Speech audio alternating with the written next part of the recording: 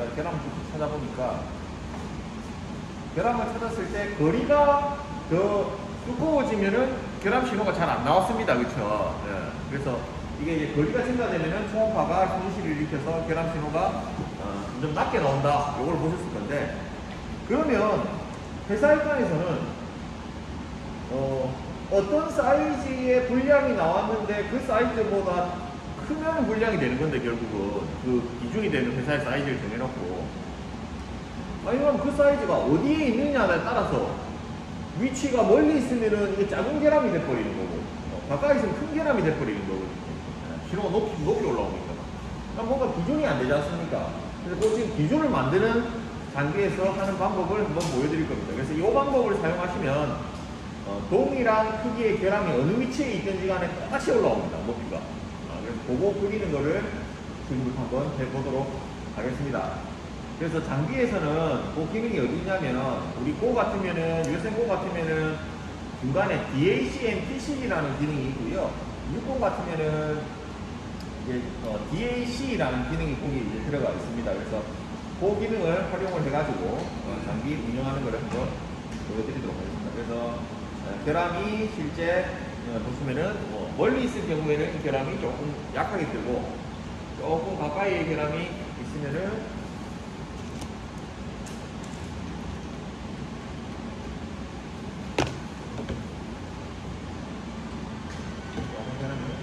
가까이에 있으면은 조금 더 높이 뜨고, 그죠?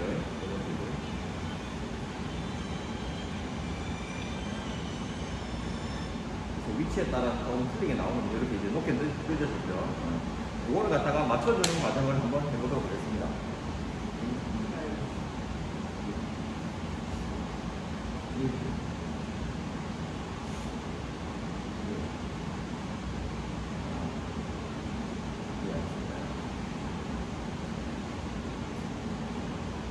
그 과정을 해볼 건데, 요 하시는 방법은 여러분들 장비에 DAC라는 기능에 가시면 있는 거고, 참고로 지금 제가 이게 DAC라는 기능은 대부분 다 들어가 있는데요. 제가 지금 저희가 가지고 있는 이 장비에는 지금 DAC 기능이 안 들어가 있거든요. 그래서 제가 여기에 띄워가지고는 보여드리기에는 좀 어렵고, 그걸 제가 분리를 해가지고 잠깐 요 장비를 좀 한번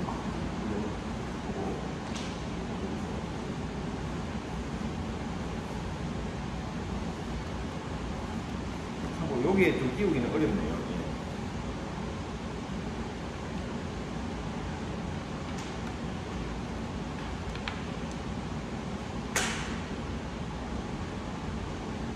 이거는 금방 세팅을 해가지고 한번 보여드릴게요.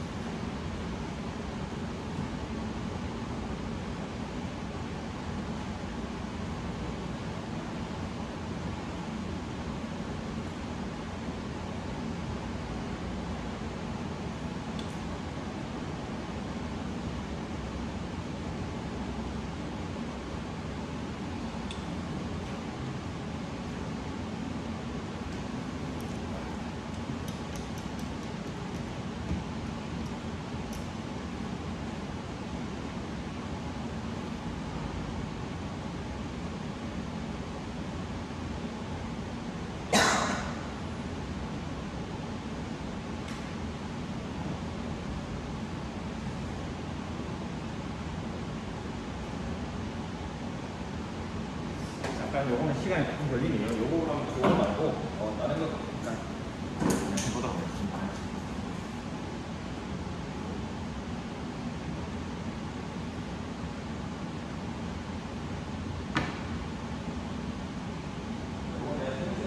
보여드리도록 하고요.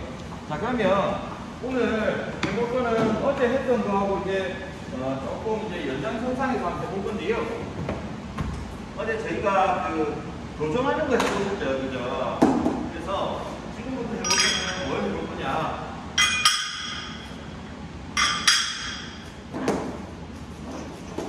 이렇게 용접을 해놓으신 편이 있습니다. 이 용접을 이렇게 해놨거든요.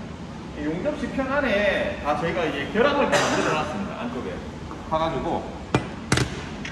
그래서 결함을 만들어 놨는데 이 결함을 갖다가 찾는 걸 해볼 겁니다. 실제로 찾는 걸 해볼 건데, 우리가 수직하고 사각하고는 검사하는 방법 자체가 애초에 조금 틀립니다.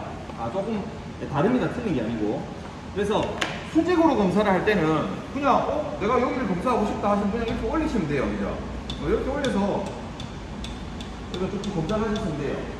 근데 사각의 검사의 경우에는 그렇게 할 수가 없다는 거죠. 자, 애초에 우리가 왜 사각 검사를 하느냐부터 잠깐 말씀을 드리면, 우리가 수직 검사를 다 하면 쉽게 검사를 하면 되는데, 이렇게 검사하면 되는데 왜 사각 검사를 합니까?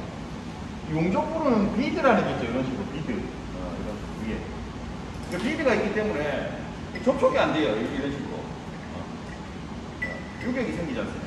용접부 같은 경우 접촉이 안 되기 때문에 요거를 검사할 수 있는 방법이 뭘까 생각해 봤더니, 용접부 비드를 등록으로 대각선으로 초음파를 쏴주면 되겠구나. 그럼 용접부를 갖다가 검사를 할 수 있겠구나 이제 생각을 하신 거예요. 네, 그래서 사각 검사를 이제 생각을 하시게 되신 거고, 요 사각 검사를 할 때는 기본적으로는 센서를 어떻게 움직이시냐 라고 하면, 요게 이제 우리가 10편이면 기존에 우리가 수직 검사는 그냥 용접부를 내가 검사한다라고 하면 용접부 위에 프로브를 올려가지고 쭉 갔으면 됐습니다. 그렇죠? 근데 얘는 비드가 있죠. 검사가 안 되죠, 위에서. 그러다 보니까 얘를 어떻게 검사하시냐? 사각 프로브를 이쪽에 이제 케이블이 꽂힙니다. 케이블이 꽂히면 이 머리 쪽을 용접부 위 쪽으로 이렇게 갖다 댄다는 거죠. 그러면 초음파가 이제 대각선으로 나가게 되겠죠. 그랬을 때 생각을 잠깐 해봐야 되는 부분이 있습니다. 자, 어떤 부분이냐면, 지금 용접부가 이런 식으로 지금 용접이 되어 있는데,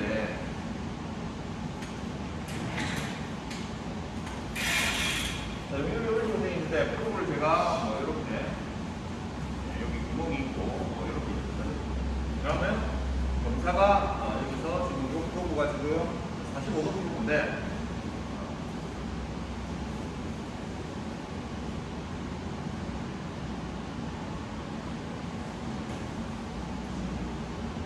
이렇게 이제 45도로 나갈 거라는 이게 각도가 45도 이렇게 나갈 거라는 거죠. 자, 실제로 용접부에 45도로 제가 초음파를 때리면 용접부에 이 부분만 검사가 되는 겁니다. 지금 이 부분만 지금 검사가 되는 겁니다. 그러면 실제로 나는 용접부에 바닥면을 검사를 하고 싶다라고 하면, 용접부의 바닥면을 검사를 하고 싶다 하면 이 센서를 갖다가 뒤로 조금 빼가지고 여기서 이런 식으로 이제 검사를 해줘야 됩니다. 그래야 또 이 부분이 좀 커버가 되겠죠. 그럼 이제 내가 윗면을 검사하고 싶다라고 하면, 위쪽을 검사를 하고 싶다라고 하면 이걸 조금 길게 봐도 되고, 여기서 이런 식으로 이제 검사를 해야 된다는 거죠. 원바운드를 맞고. 그래서 우리가 통상적으로 말하기로 이제 이렇게 한 번에 검사를 한다라고 하면 0.5스킵으로 검사한다 이런 표현을 쓰고, 이렇게 한 번 바운드 맞고 이렇게 검사를 한다라고 하면 이제 1스킵으로 검사를 한다 이런 표현을 하거든요. 그래서 우리가 실제로 모든 부위를, 용접부의 모든 부위를 다 커버를 하려면 이 부분이 될 거고, 전부 다 커버를 하려고 하면 실질적으로 검사를 하실 때 이 용접부가 있으면 이 용접부에 센서를 올려놓고 이렇게 올려놓고 실제 검사는 여기서부터 쭉 빼줘야 실제로 바닥까지 검사되고 더 빼줘야 이 완바운드를 맞고 완바운드를 한번 맞고 위로 올라가면서 위에까지 검사가 된다는 얘기죠. 그래서 실질적으로는 이 부분의 전 부위를 다 검사한다라는 얘기 이거는 한 이 정도는 빼줘야 완바운드 맞고 검사가 된다는 얘기죠. 마찬가지로 전체를 검사한다. 요 포인트만 검사를 하는 게 아니고 전체를 검사를 한다라고 하면 넣었다가 뺐다가 넣었다가 뺐다가 넣었다가 뺐다가 넣었다가 뺐다가를 끝까지 와줘야 실제 딱 요 부분만 검사가 되는 겁니다. 그럼 수직에 비해서 사각은 시간이 많이 듭니다. 수직은 그냥 뭐 끄고주면 그 부분 한 건데 얘는 이 지점에서 넣었다가 뺐다가 넣었다가 뺐다가 넣었다가 뺐다가 요 작업을 해줘야 된다. 시간이 훨씬 더 많이 걸립니다. 더불어서 이 결함의 형태가 어떻게 생겼는지는 우리가 알 수가 없죠. 안에 분량이 났는지 안 났는지도 알 수 없는 판에 분량의 형태도 어떻게 생겼는지 알 수가 없죠. 만약에 분량이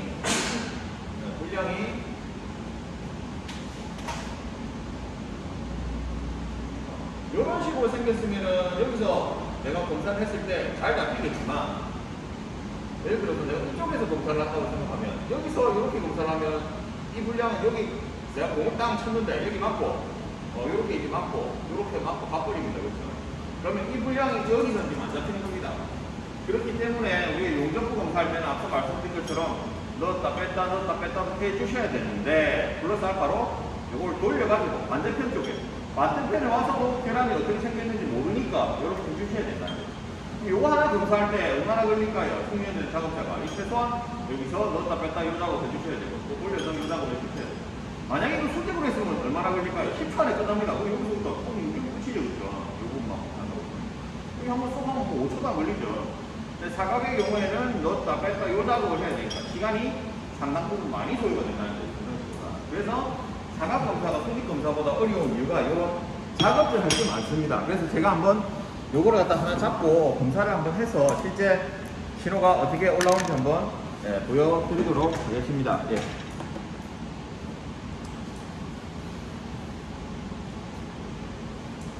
케이블 여기 있고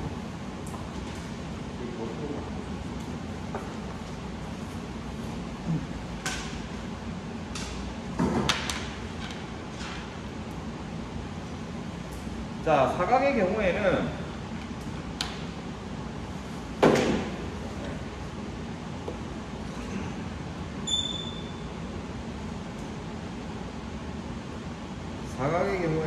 이제 제가 만져줘야 되는 게 이제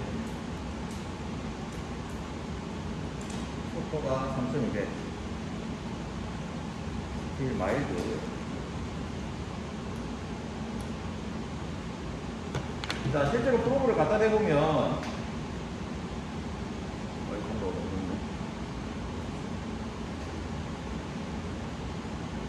자, 이렇게 신호가 이렇게 이제 뭔가 신호가 올라왔습니다. 이게 이제 대각선으로 내려가서 맞고 가면서 뭔가 올라왔습니다. 신호가. 그렇죠? 자, 이 상태에서 제가 지금 갖다 댄 게 이제 이렇게가 지금 갖다 대놨습니다. 자, 여기서 어떻게 한다? 뒤로 빼본다.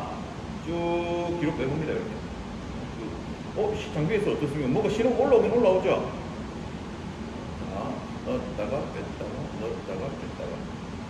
근데 저기 보시면은 뒤에 제가 지금 이만큼 뺐는데 신호가 뒤에 뭔가 많이 올라옵니다. 그렇죠? 막 올라옵니다. 이런 식으로 올라오죠.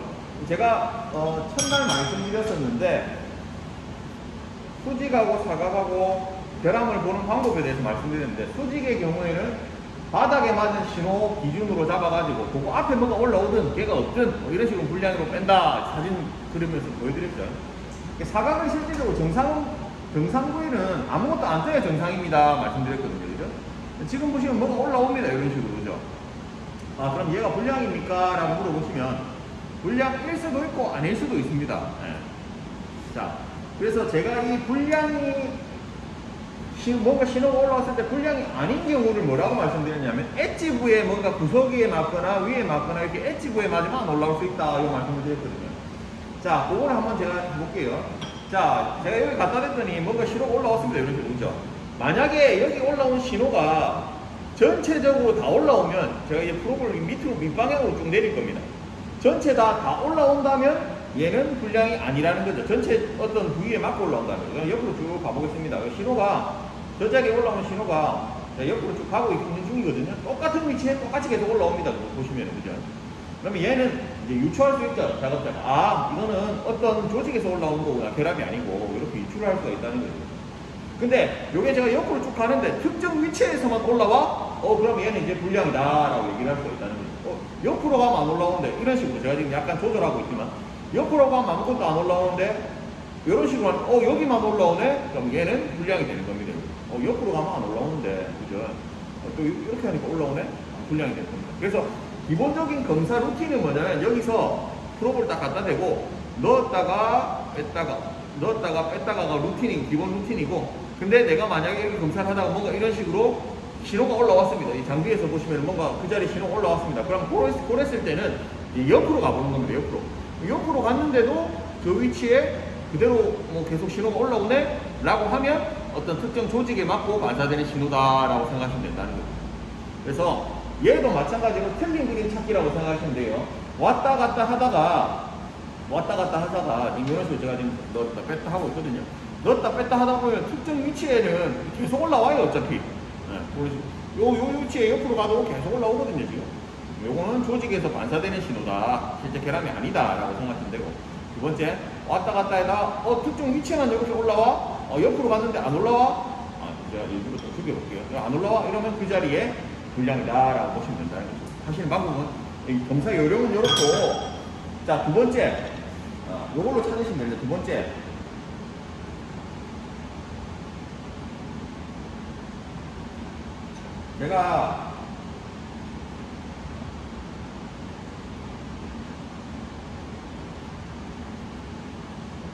제가 그 얘기 말씀드린 거 기억하시려면 모르겠는데, 만약에 바닥에 맞거나 위쪽에 맞았으면 제가 손으로 만져보면 신호가 떨린다 말씀드렸거든요.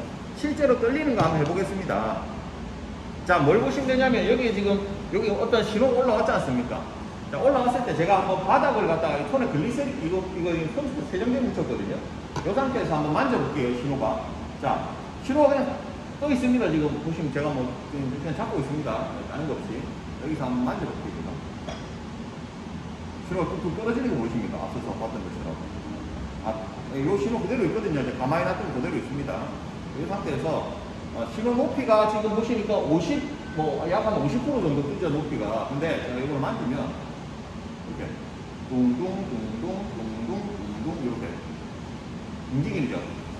그 얘기는 제가 지금 바닥을 만졌거든요. 그러면 이게 바닥에 맞은 신호라는 거죠. 그러면 바닥에 맞으면서 제가 만지니까 제 손에 간섭을 받아가지고 이게 신호가, 제가 이렇게 손을 갖다 대면 어떻겠습니까? 이 초음파가 철하고 손이 붙어 있으니까 제 손에 들어오려고 하는 겁니다. 이제. 그러다 보니까 여기에 에너지를 조금 뺏기겠죠.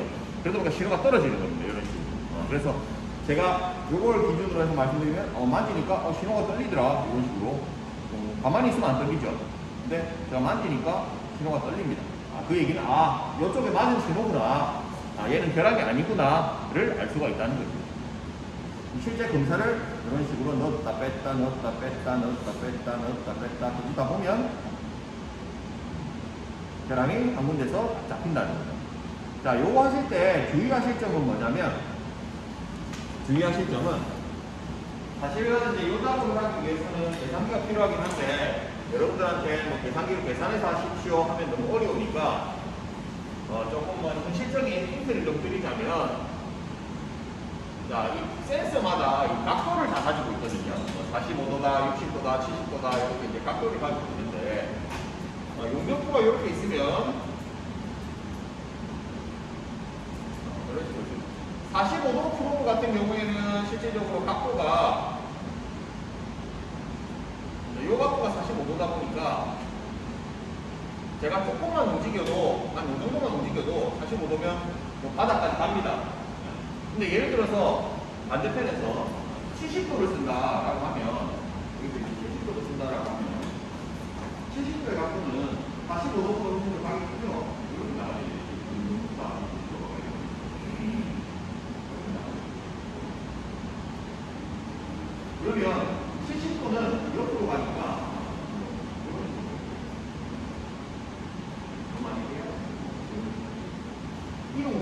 진짜 많다는 거죠. 70도 프로그는 45도에 비해서 빔을 갖다가 내가 뒤로 많이 넣었다 뺐다 요작을 많이 해주셔야 돼요. 근데 우리가 현장에서 검사하는 프로그램, 우리 회사는 40도도 쓰는데요, 우리 회사는 60도 쓰는데요, 우리 회사는 70도 쓰는데요, 이런 회사들을 가보면 대부분의 소재의 두께라든지 형태 때문에 특정 각도를 사용할 수밖에 없는 형태로 되어 있습니다. 자, 무슨 얘기냐? 45도 같은 경우에는 내가 조금만 빼줘도 이 바닥까지 갑니다. 조금만 빼줘도 위까지 갑니다.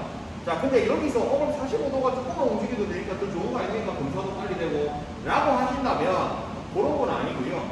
물론 속도는 더 빠르지만 단점이 있습니다. 무슨 단점이 있냐? 내가 조금만 움직여도 이 구간이 확 바뀌어버립니다. 검사하는 구간들이. 그러다 보니까 작업자가 숙련되어 있지 않으면 놓칠 수가 있습니다. 계량을 45도를 썼을 경우에.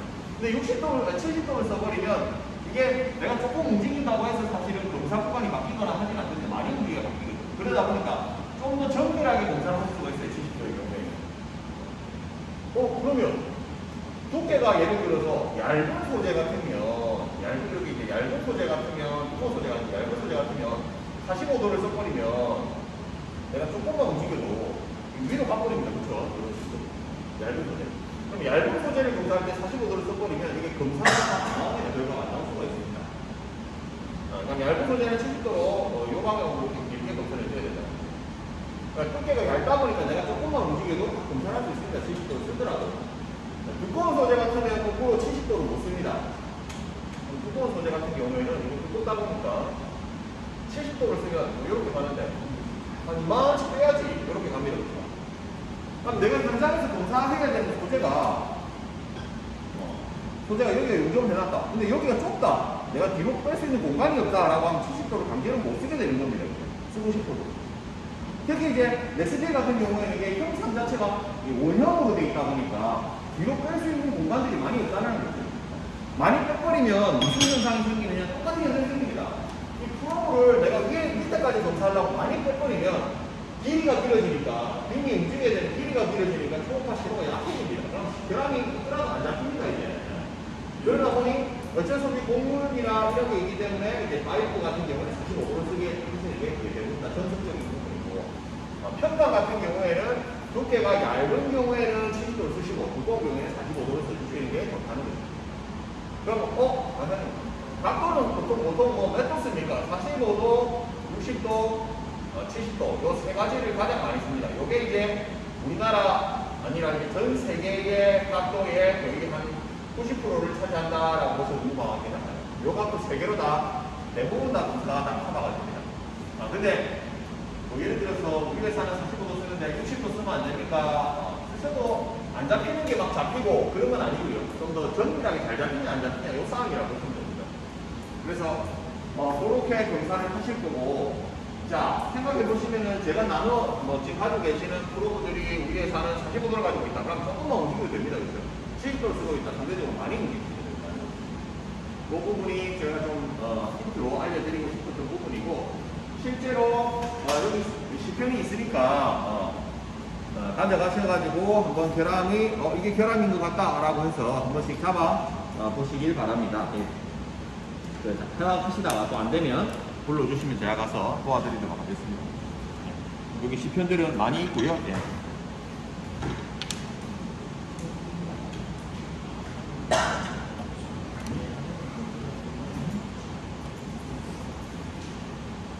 이거 전부 충전이 안 돼 있어가지고.